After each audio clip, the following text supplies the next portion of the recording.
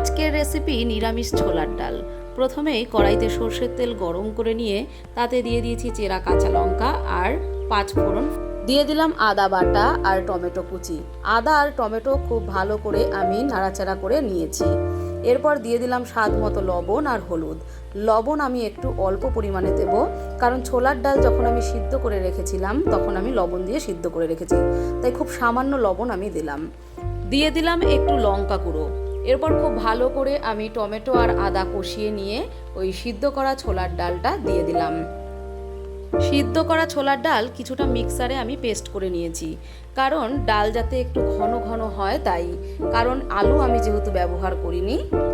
ভালো করে ডাল ফুটে এলে তারপরে দিয়ে দিলাম একটু স্বাদ মতো চিনি আর দিয়ে দিলাম ভাজা মশলা, গোটা ধনে, জিরে, গোলমরিচ, লবঙ্গ, এলাচ, দারচিনি আমি একসাথে শুকনো খোলায় ভেজে নিয়ে গুঁড়ো করে রেখেছিলাম। এই ভাজা মশলাই আমি দিয়ে দিলাম।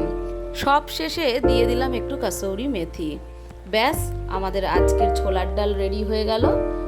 এইভাবে আপনারাও করে দেখবেন, খেতে কিন্তু দারুণ লাগবে।